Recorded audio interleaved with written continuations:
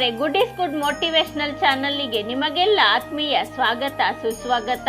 ಇಂದು ವೈಕುಂಠ ಏಕಾದಶಿ. ನಾಡು ಭಕ್ತಿಯಲ್ಲಿ ಮುಳುಗಿದೆ. ಶ್ರೀ ನಾರಾಯಣನ ಆಶೀರ್ವಾದಕ್ಕಾಗಿ ಎಲ್ಲ ದೇವಸ್ಥಾನದಲ್ಲೂ ಸಾಲುಗಟ್ಟಿ ನಿಂತಿರುವ ದೃಶ್ಯ ನಿಮ್ಮ ಕಣ್ಣ ಮುಂದೆ ಬಂದಿರುತ್ತದೆ. ಮತ್ತೊಂದು ಪ್ರಶ್ನೆಯು ನಿಮ್ಮ ತಲೆಯಲ್ಲಿ ಬಂದಿರಬಹುದು. ವೈಕುಂಠ ಏಕಾದಶಿ ಹೇಗೆ ಪ್ರಾರಂಭವಾಯಿತು? ಯಾಕೆ ಮಾಡುತ್ತಾರೆ? ಇದಕ್ಕೆಲ್ಲ ಉತ್ತರ ಈ ವಿಡಿಯೋದಲ್ಲಿದೆ.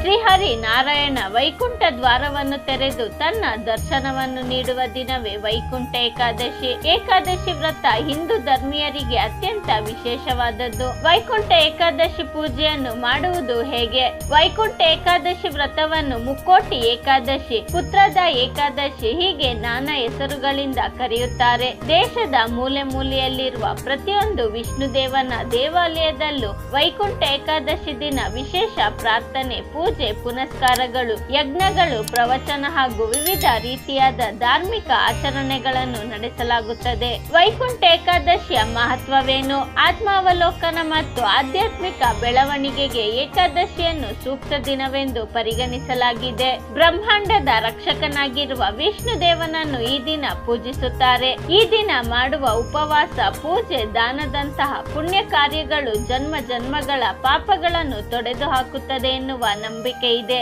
ಈ ಪೂಜೆಯಿಂದ ಜನನ ಮರಣ ಚಕ್ರದಿಂದ ಮುಕ್ತಿ ಪಡೆಯುತ್ತಾರೆ. ಆತ್ಮ ಮತ್ತು ಮನಸ್ಸನ್ನು ಶುದ್ಧೀಕರಿಸಲು ಸಹಾಯ ಮಾಡುತ್ತದೆ. ಅದೃಷ್ಟ, ಸಂಪತ್ತು ಮತ್ತು ಯಶಸ್ಸಿನಂತಹ ಭೌತಿಕ ಲಾಭಗಳು ದೊರೆಯುತ್ತದೆ. ವೈಕುಂಠ ಏಕಾದಶಿ ವ್ರತಕಥೆ. ದಂತಕಥೆಯ ಪ್ರಕಾರ ಸುಕೇತುಮಾನ ಎಂಬ ರಾಜನಿದ್ದನು. ಅವನಿಗೆ ಮಕ್ಕಳಿರಲಿಲ್ಲ. ಅಂತಹ ಪರಿಸ್ಥಿತಿಯಲ್ಲಿ ರಾಜನು ತನ್ನ ಮರಣದ ನಂತರ ತನಗೆ ಹಾಗೂ ತನ್ನ ಪಿತೃಗಳಿಗೆ ಮೋಕ್ಷವನ್ನು ನೀಡುವವರಾರು ಎಂದು ಚಿಂತೆಗೆ ಒಳಗಾಗುತ್ತಾನೆ. ಸಂತಾನವಿಲ್ಲದ ಚಿಂತೆಯಲ್ಲಿ ಬೇಸತ್ತ ರಾಜನು ತನ್ನ ರಾಜ್ಯವನ್ನು ತ್ಯಜಿಸಿ ಕಾಡಿಗೆ ಹೋದನು. ಈ ಸಮಯದಲ್ಲಿ ಅವನು ಋಷಿಗಳನ್ನು ಭೇಟಿಯಾದನು. ರಾಜನು ತನ್ನ ಸಮಸ್ಯೆಗಳನ್ನು ಋಷಿಗಳಿಗೆ ಹೇಳಿದನು. ಆ ಸಮಯದಲ್ಲಿ ಋಷಿಗಳು ರಾಜನಿಗೆ ಪುತ್ರದ ಏಕಾದಶಿ ಎಂದು ಕರೆಯಲಾಗುವ ವೈಕುಂಠ ಏಕಾದಶಿ ಪೂಜೆ ಮಾಡಲು ಸಲಹೆ ನೀಡಿದರು. ಅದರಂತೆ ರಾಜನು ಪುತ್ರದ ಏಕಾದಶಿಯನ್ನು ವಿಧಿವಿಧಾನಗಳ ಪ್ರಕಾರ ಆಚರಿಸಿದನು. ಇದರಿಂದಾಗಿ ಅವನು ಪುತ್ರ ಸಂತಾನವನ್ನು ಪಡೆದುಕೊಂಡು ಸಂತೋಷದ